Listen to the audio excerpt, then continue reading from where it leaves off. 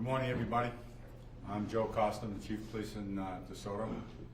To my left, your right, is Captain Grady Kirkland. He's our PIO. And to my right, your left, is Sergeant Brian Ziegler, who is going to run video for us. He is my IA investigator and professional integrity unit leader.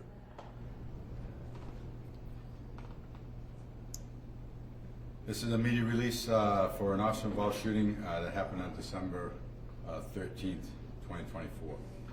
On that date, on 10:39 a.m., DeSoto Police Dispatch received a 911 hang-up call from a residence in the 1000 block of Hunters Creek Drive in DeSoto. Upon reestablishing contact, the caller identified himself as 26-year-old Arthur Armstrong, Jr. And he stated that he had several weapons and wanted to harm police. DeSoto Police Department patrol officers responded to the location after a second caller confirmed that Armstrong was at the location with multiple other residents. The caller stated that Armstrong had mental issues and was armed with a knife and wouldn't put it down. Officers also had prior knowledge of Armstrong, as the department had dealt with him in the past under similar circumstances. Department protocol called for a 3-officer response. Upon the first responding officer's arrival at the location, he advised other officers that the subject was approaching him armed with a large knife in hand. Other officers who were close by arrived at the scene, and Armstrong turned his attention to them. As Armstrong approached the officers, armed with a knife in each hand, he disregarded multiple commands from officers to stop and drop the weapons.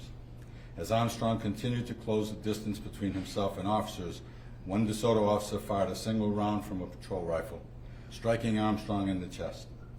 Officers disarmed Armstrong and began life-saving measures. Armstrong was transported to Central Methodist Hospital by DeSoto EMS, but was ultimately pronounced deceased. At the request of the DeSoto Police Department, officers from the Major Crimes Unit of the Grand Prairie Police Department's Investigative Services Bureau responded to the scene, and they are heading up the investigation of the incident. Additionally, the Dallas County District Attorney's Office Public Integrity Unit is conducting an independent investigation of the incident. The officer who discharged his patrol rifle during the incident was placed on paid administrative leave per DeSoto Police Department policy while the investigations are conducted. The video that you are about to see is only 40 seconds long and has been redacted to obscure faces and registration plates. This video depicts the time when Armstrong turned his attention from the first officer and approached the second responding officers. We understand the profound impact incidents like this have on our community, the individuals involved, and their families. The DeSoto Police Department has initiated a thorough investigation into the circumstances surrounding the incident, and we are committed to sharing information as it becomes available. Since this is an ongoing investigation by departments other than DeSoto Police Department, we will not take questions after the video. Thank you for coming out this morning. We're going to show the video now.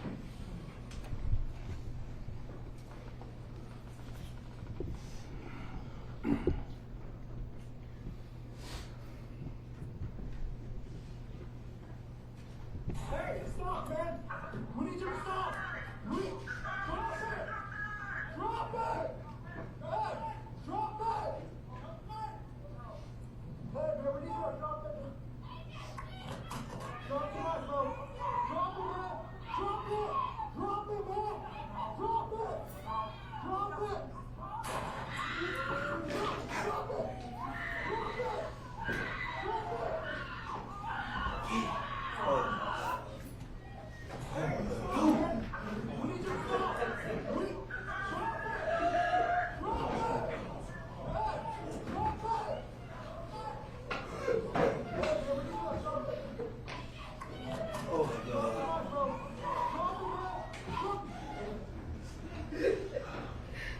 Pausing the video here to show the suspect has knives in both of his hands as he's approaching the officer.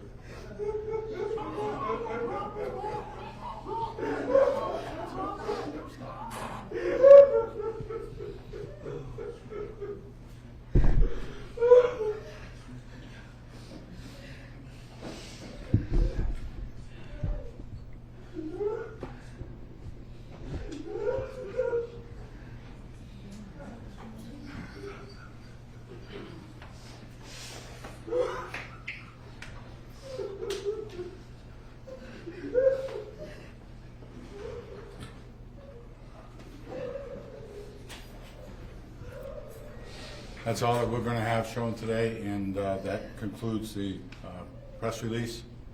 And as I said earlier, we won't take any questions today. I have a copy of this press release for you if you'd like to have one. Thank you.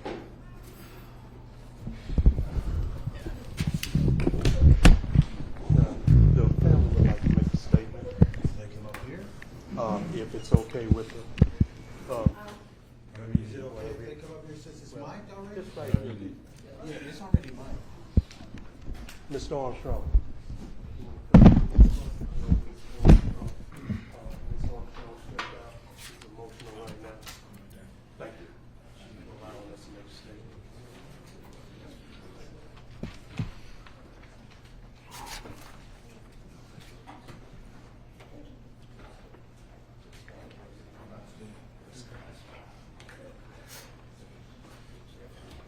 My name is Charles Boyce. I'm an attorney here in the U.S. Northern District of Texas. More. Okay. Sure. Again, my name is Charles Boyce. I'm an attorney here in the U.S. Northern District of Texas. More importantly, I am the godfather of Arthur Jr. And this is obviously an emotional time for all of us. We thank Chief Costa for meeting with us yesterday and sharing some information for us. What I can say for the family is that we're having a hard time understanding. And let's be clear about something. This was a mental health issue. This was a mental health crisis that was going on. Let me make something else clear. The DeSoto Police Department has encountered Mr. Armstrong on at least 2 other occasions and successfully helped him and even got him to Parkland.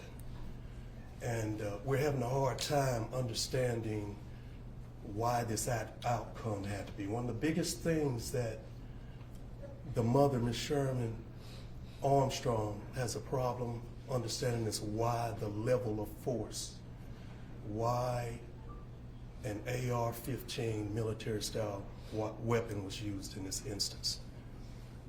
We're reasonable people, and we want reasonable explanations.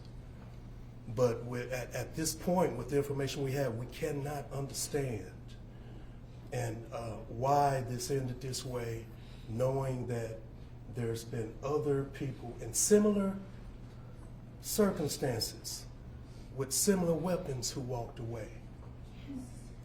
All right, so when we say we don't understand, we literally mean tens of thousands of people don't understand. This family is 3 generations right here in DeSoto.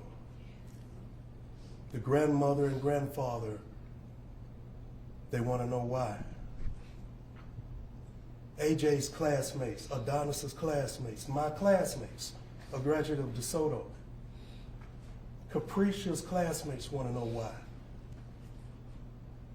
The hundreds, and I'm going to say thousands of youth that this man coached, we just, want to know why. These people have been a pillar in this community. They are living in this community now, and we know that the DeSoto Police Department is one of the most equipped agencies for this type of occurrence. They have a CIT unit.